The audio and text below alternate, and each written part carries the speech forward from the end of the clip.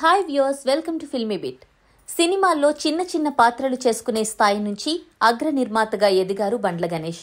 Pawan Kalyan, junior NTR, Allu Arjun లాంటి star హీరోలతో సినిమాలు చేసి హిట్లు అందుకున్నారు. కొంతకాలంగా సినిమాల నిర్మాణానికి దూరంగా ఉన్నా ఎప్పటికప్పుడు ప్రీ రిలీజ్ ఈవెంట్లకి హాజరవుతూ సంచలన ట్వీట్లు చేస్తూ సినీ ప్రేక్షకులకి ఎప్పుడూ చేరువుగానే ఉంటాడు. ఇటీవల little hearts movie success meet లో బండ్ల గణేష్ చేసిన రచ్చ కొద్ది రోజులు హాట్ టాపిక్ గా మారింది.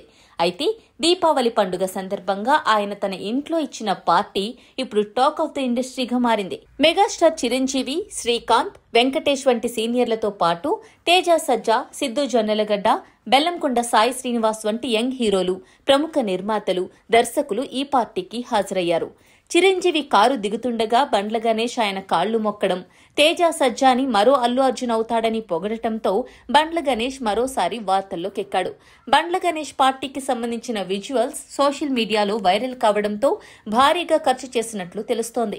దీంతో అందరూ దీని గురించి ఆరా తీయడం మొదలుపెట్టారు. ఇక తాజా సమాచారం ప్రకారం బండ్ల గణేష్ ఈ పార్టీకి హాజరైన వారి కోసం ఒక్కో ప్లేట్ కి 15,000 రూపాయలు ఖర్చు చేశాడట.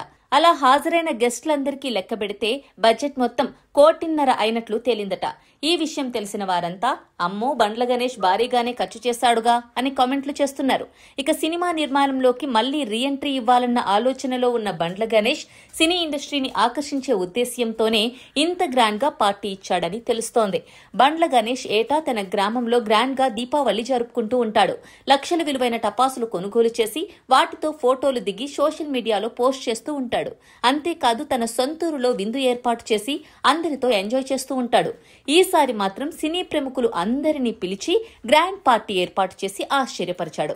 ఆ పార్టీకి 1,50,00,000 రూపాయలు అయిందన్న వార్త విన్న నెటిజన్లు ఆ ఖర్చుతో ఓ చిన్న సినిమాని తీయొచ్చుగా అంటూ కామెంట్స్ చేస్తున్నారు.